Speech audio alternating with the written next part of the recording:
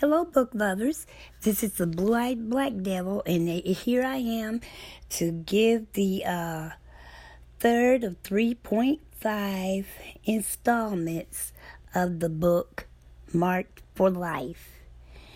Okay, so the last time we recapped, remember, what's the lady's name? Yana Brazilius is the DA. And she and her colleagues are out at the docks where the containers have been located. And we find out that all of the containers are full of rotting corpses. Now, one of those containers also has a mirror in it, which is insignificant to everybody except for Yana. She can't remember if the mirror belongs to her or if it belongs to someone she once knew. All right, now I'm about to start the third, like I said, the third of 3.5 installments. Now remember, guys, if you hear me say sidebar, or if I just start to talk, you probably can tell that this is just an opinion I have, or if you hear me ask a question, either way it go, be it sidebars, questions, opinions. This is done just to reflect what I was thinking when I came across these passages. All right, so now another child has been trained to kill. Yana's father, Carl Berzelius, is upset with her because he hasn't heard from her all day long. He is so upset with her that he silences his wife at the dinner table. Sidebar number 1. I get the impression that theirs was a loveless marriage. Sidebar 2. I still think he has something to do with the illegal behavior at the immigration border. Yana's home after seeing what she believes is her mirror in one of the containers of rotting corpses. She decides to go in search of Hades. Now, remember, we learned from, I think, the second installment, we learned that these people had been smuggled from Chile into Sweden. And there are 10 containers. And I don't know how many of them were filled with people. And if it was like a mix of people and cargo, it didn't say. But we do know that there were only 7 children in all of the containers. 7. And of those 7 children, only 2 remain. And one of them is Yana, and the other one is Hades. Yana almost gets caught in a lie when she tells Matilda, the secretary at the police department, that she needs to get into the conference room to retrieve a notebook. She lies to gain access to the police mainframe computer, but she's a DA, so I guess she wouldn't necessarily have credentials to get on the police computer. She's trying to see if she can locate one of the children she once knew, and like I just said, that child in particular is Hades. Matilda goes to investigate a noise she hears in the kitchen. When she decides everything is okay, she tries to leave, but the door leading from the kitchen back to the office is jammed. The detectives, Mia and Henrik, didn't seem to believe her when she tried to tell them that the door had been jammed. Sidebar. I've been behind the door jamb twice in my life. The first time I was only 5 or 6. And I was in my bedroom. I went to leave my bedroom. The door just would not open. Now, I could hear my mom and my siblings walking around talking, but I guess they didn't hear me trying to get out of the bedroom. This went on probably for less than 5 minutes, but at that age, 5 minutes can be an eternity. So I eventually got out, and I told my mom what happened. She believed me because, unbeknownst to us as children, we didn't know that house was supposedly haunted. I think my mom didn't know it, or else we never would have moved in there. Remember, I told you guys my mother is extremely, incredibly, notoriously scary and fearful of all things that may have to do with death. But I told her she never once told me, I made it up or whatever. I'm surprised we didn't move that day, quite frankly. So anyway, the other time it happened to me, I was in college. I minored in music. So I was in the piano practice rooms, and I was supposed to be meeting my roommate for lunch, but her class, she didn't get out of class until like 30 minutes. I had 30 minutes to kill, in other words. And so I decided to go to the music commons and practice. But when I got ready to leave, that door would not open. It was almost deja vu, only, I knew this was like 30 plus years by the time, I don't know, about 20, 25 years from the first time it happened until I got to college. But I sat in there, and this time, after I couldn't get the door to open, I sat there and I played again for 45 minutes. I know, because I have a habit of checking the time for everything. So I played for 45 minutes longer. And when I got up that time to leave, the door opened. Later on that night, when we are in our room, my roommate was like, well, what happened to you? What were we supposed to eat lunch today? And I was like, it just now dawned on you that I wasn't there. You just now thinking to ask me where I was. But anyway, when I wasn't trying to be smart, I was just too tired. Well, the very thought of repeating that story tired me out.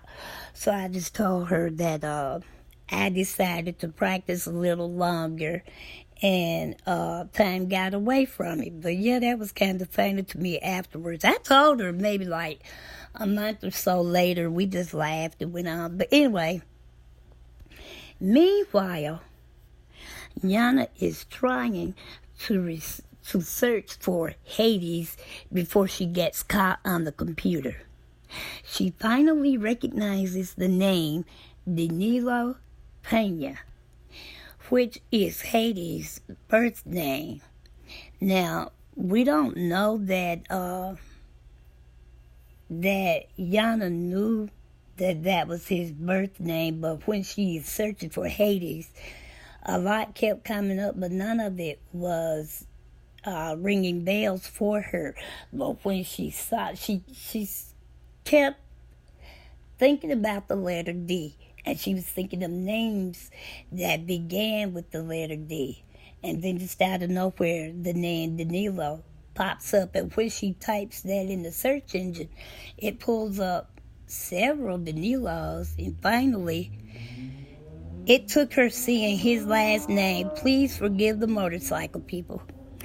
It took her seeing the last name Pena to know that she had the right person. Okay. When she collected what she needed, this is how she almost got caught in the lie. She just does make it out of the conference room without being detected. I wonder, detected rather, I wonder what excuse she would have given them had she been caught in there on that computer. Okay, Henrik and his boss Gunnar have learned that the remains found in the containers had all been shot and dumped in the sea. They're trying to figure out how, if anything, Hans Uland's murder is tied into these cases they are currently investigating.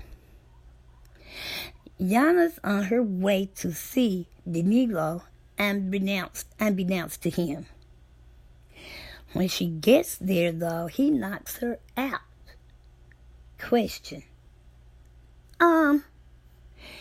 Is this what you do to all unannounced visitors? Really? You just knock them out cold. Phobos. Remember I told you another child had been trained to kill? This child's name is Phobos, and he's a boy. Phobos has killed again on Papa's orders. Jana's coming around as Danilo holds a gun to her cheeks. Sidebar. These people are vicious. Just vicious, I tell you. He asks her what she wants, and she tells him that she wants him to tell her about her past or her background. Danilo is being flip at this point, but when she asks him to show her his neck, he fell completely silent. Sidebar. Nothing like a ghost from your shared past to shut you completely down, huh? Jana flashes back to when she was told that she's getting a mama and a papa. Sidebar. So apparently she was adopted by the Berzeliuses. Danilo demands to know how she knows about his other name, she being Jana, and she tells him that she had been adopted after the accident. The accident she is referring to is when they were smuggled into Sweden.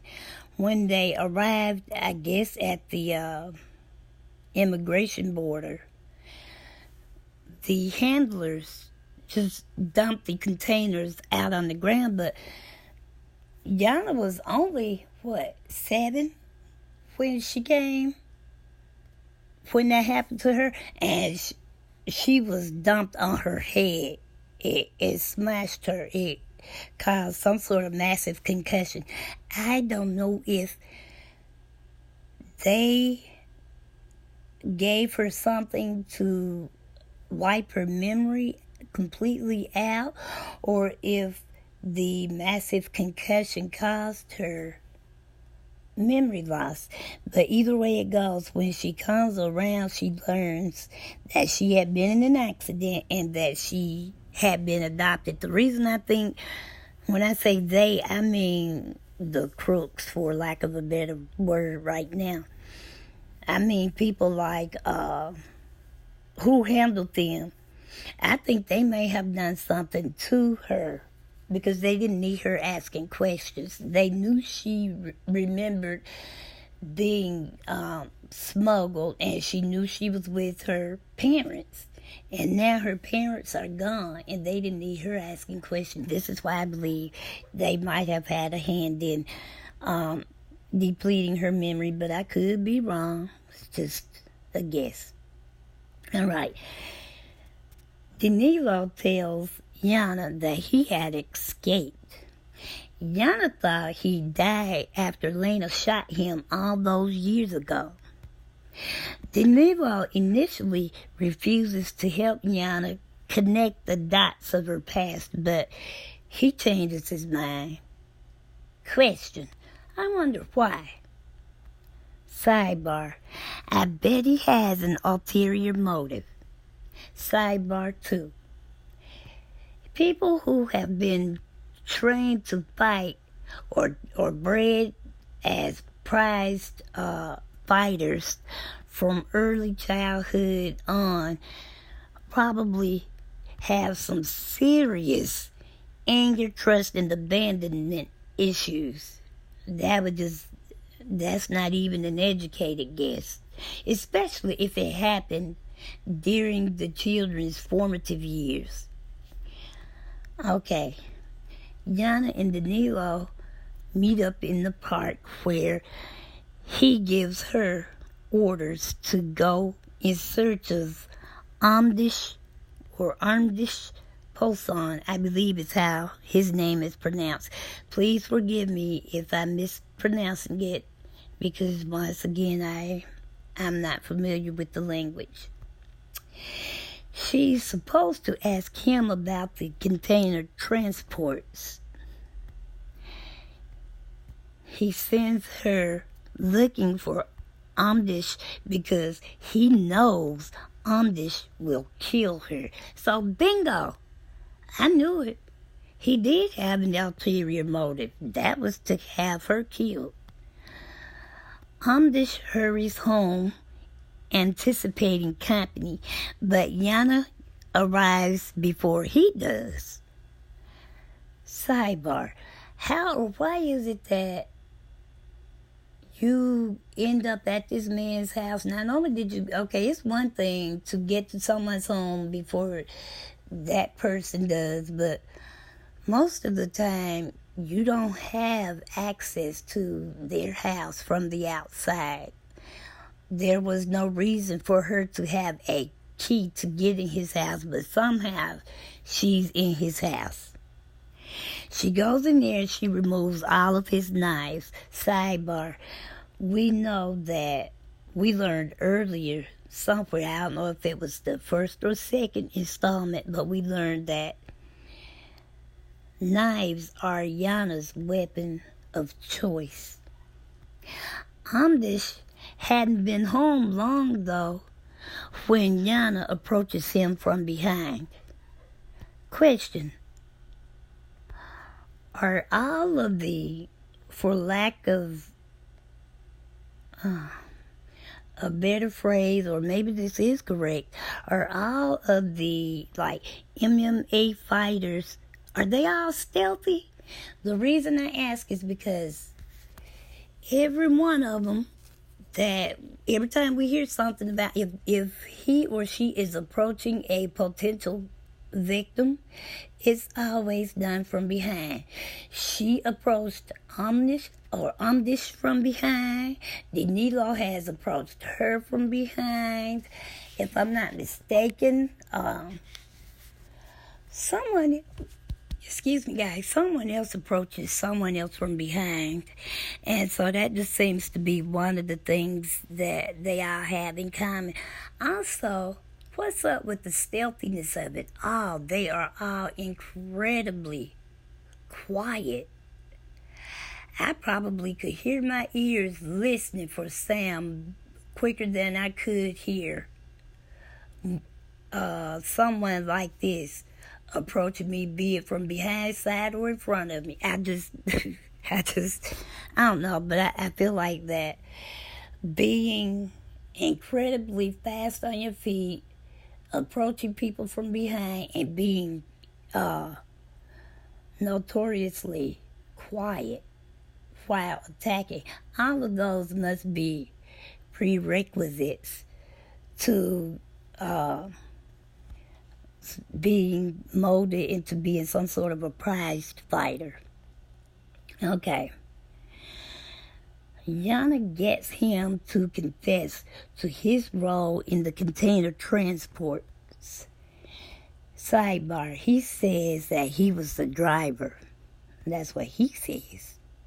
Sidebar 2: wow, she's good.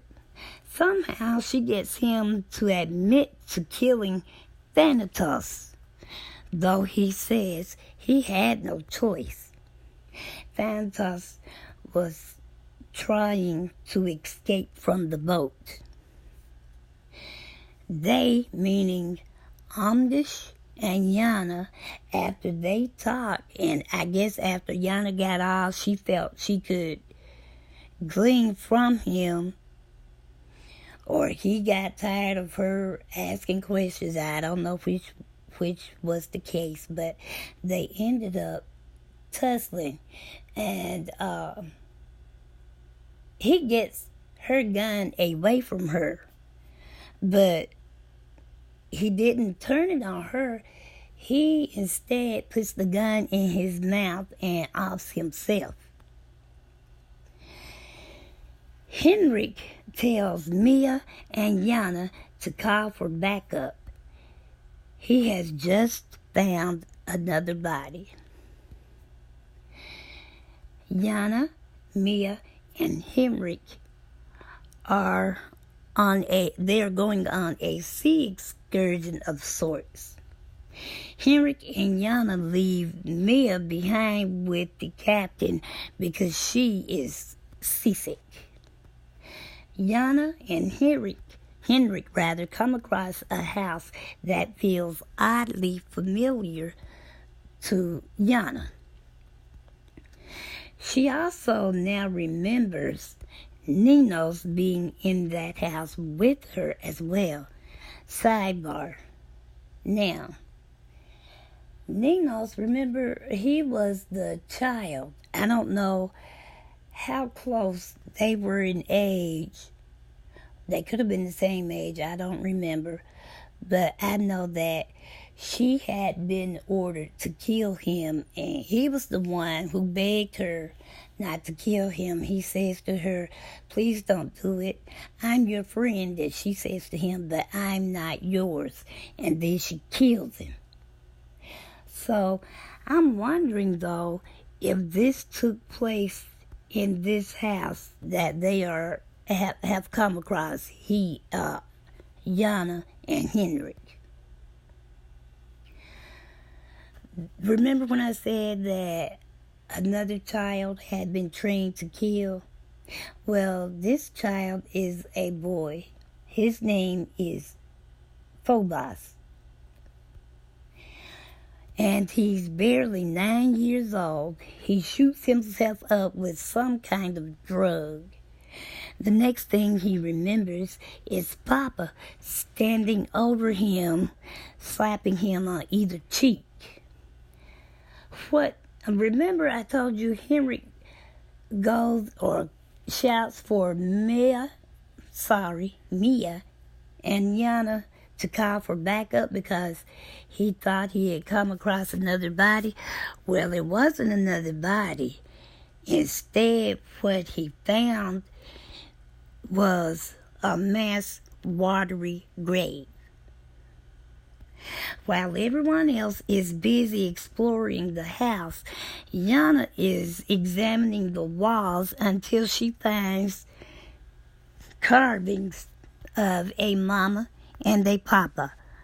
Hers. Oh, that's sad. A little girl has been identified with the name Erida. E-R-I-D as in day, A. Erida or Erida. This in Greek mythology means the goddess of hate. Okay, here's another sidebar. Apparently, people in the underworld or I'm not exactly sure what you would call these demonic beings, entities or whatever. Like, when the children came to Sweden, they had to be reassigned different names, and they weren't given names like Susie Q or, Jerry Brown or anything like that. They were given instead names, and all of this is new to me, people. I don't really follow mythology, but I've learned since reading this book, a lot of this stuff can be very dark in nature and tone. Because remember, Yana's name, we don't know what her last name was, and we really by right don't even know if Yana was the name her parents gave her, because they kept referring to her as the girl. So, but she has been reassigned. All of them have something carved in their neck, and her name is Ker, K-E-R. This means the goddess of violent death. Thanatos means the god of death. And now here we have this little girl who's been branded as Erida, the goddess of hate. So I said all of that to say that I guess why must everything be so doggone demonic in nature? But I guess you would just about have to be in order to do what was done to these people, including the children. Okay, but anyway, this was the name, Erida was the name carved into the little girl's neck. Her hair had been shaved off to make her appear tougher, stronger, and more masculine. Papa has been identified as Gabriel. Not Gabrielle, but Gabriel. Question. So, was Lena, also known as Mama, and Gabriel, also known as Papa, were they married, or are those just roles assigned to them? Henrik calls Yana with the news that Gabriel has been detained. Danilo is fighting mad because Amdish ends up dead instead of Yana. I wonder if that makes Yana regret looking him up. Okay, so now we find that Amdish was once married to Thomas Rigberg's sister, who passed away from cancer 10 years earlier. Sidebar. She was the only person to die without being killed. Sidebar number 2. Now both Amdish and Thomas are dead, and the one common denominator is Yana.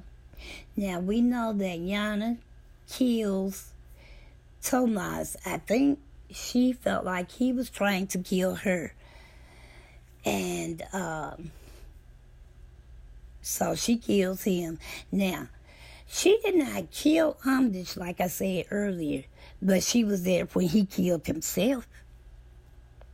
Okay, trial day for Gabriel.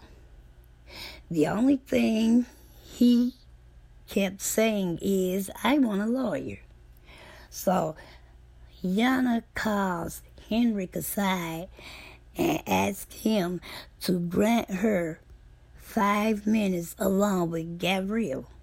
Now, meanwhile, Gabriel is still on the witness stand with Mia in his presence, and he tries to strike up a deal with her. What he tells her is, if she, meaning the police, if they were to put him and his son into some sort of protection program, he would not tell her anything about him, but he would tell her everything she needs to know about the other people in the circle of sickness. Sidebar. Now, they did not refer to this as being a circle of sickness. I did, because I figured you would have to be sick to inflict the atrocities inflicted on these people. You just have to be. That would just be an automatic given. It's like the decimal point is automatically understood. Well, the U is automatically understood anyway. When Gabrielle tells her all of this, she realizes that Gabrielle that is, has them over a barrel. So I think that they did. That's why, well, I won't say anything. I'll wait till I come across it. When Lena finds out that Gabrielle is also in prison, she realizes time is running out for her. Henrik's wife, Emma, tells him that she's pregnant with their third child. Now, he was disappointed, but not because he was worried about, oh, how am I going to feed the baby? Or, in other words, this is just another mouth to feed. He's disappointed, but he is disappointed because when she was pregnant twice before, she stopped having sex with him up until after the babies had been born. Now, this is just my opinion. I think that she might have gotten pregnant with that third baby just to buy herself, another 9.5 to 10 months, knowing she wouldn't have to have sex or whatever. That's just why I believe she got pregnant. I don't think she so much wanted another child, but she got tired of him approaching her every night, and she knew it was only so long she could keep holding him off, so she ends up pregnant. Now, Danilo sends Yana to speak with Lena, but this time she's wearing a tracking device. When she gets in to see Lena begs her, excuse me guys, Lena begs Yana to kill her. Because like I said earlier, she knows her days are numbered. Yana doesn't kill her outright though, but she did tear off a strip of Lena's bed sheet and told her to help herself. And the next time we know anything about Lena, she has been found hanging in her prison cell. She's deceased. Question though, what are they, Yana and Danilo, doing? Danilo killed a policeman. He says he had no choice. Now, remember a little while ago when Gunnar and Henrik are talking and they're trying to figure out how Hans Uland's murder tied into the case they were currently investigating? I believe that policeman might have been Hans, because remember he worked at the immigration border. Now, we don't know where Danilo killed him. And they never did call the policeman by name, but I do believe that might have been him, because later on we learned that they've decided that Hans was basically in the wrong place at the wrong time. Then I also remember it being said that Danilo was starting to ask, Hans had begun to ask questions, and his questions were making, I guess, the people over his head a little antsy. So they figured they had to do away with him. So that might be another reason why he was killed, but he was definitely killed. But it really had nothing to do with the case they are investigating now. So, Yana's in the house where Gabrielle and Phobos are living. So apparently, Gabrielle managed to broker some sort of a deal because he and his son are taken into protection. Phobos has drawn a gun on Yana. He tells her to put her gun down, so she throws it high over his head. As he follows the gun with his eyes, Yana seizes the gun. No, she sees it. Yeah, she seizes the gun with her left hand and turns him around and points the gun at his head. Whew. Oh, it just will not let up. Gabriel steps from the shadows at this point. She tells him, Gabriel, that is, that he used to call her Cheer. All these years later, Gabriel, is taken aback, but he still shows no remorse. You can't show what you don't have, and he has none. Now it's the survival of the fittest between Yana and Gabriel. Sidebar, all I can say is he trained Yana well. Now, when they are fighting, Danilo admits so they are fighting, and then Danilo steps out of the shadows, and he is the one who actually kills Gabriel. And after he kills him, he and Yana get to talking. And then it's in this brief conversation, Danilo admits to Yana that he actually set her up to be killed by ambush, but it backfired. So they talk for a little while longer, and then they themselves, Yana and Danilo, are now fighting. He manages to get away. She has her weapon, but he manages to get away. So I just don't know. If you tell me something like that, I wouldn't care if you did get away. I bet you I wouldn't go looking for you ever again, and hope you didn't come finding me or looking for me. All right. Just as Yana and her colleagues think their work is done, they learn that the case is far from over. Yana tries her best to console Phobos as he lays dying.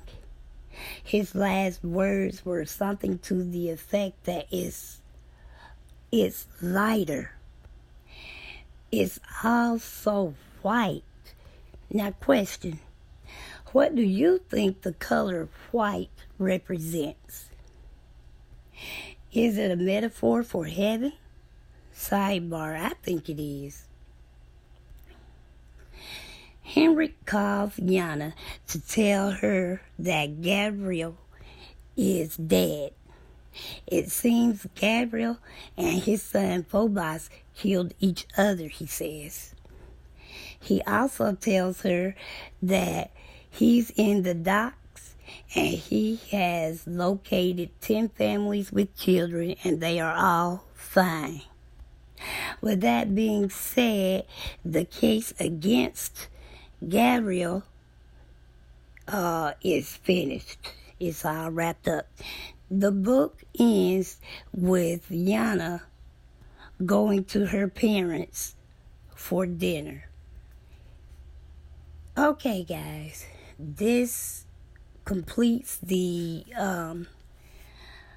third installment of this book, and I have a 0.5 that I'm going to come back later on and add, give you my final thoughts and ask whatever questions I may have. But in the meantime, visitors, feel free to join. Subscribers, let's make them feel welcome. And to each and every one of you, please like, share, comment respectfully, and subscribe. And in the meantime, until we read again, happy reading. Thank you. Thank you for listening, and have a good night.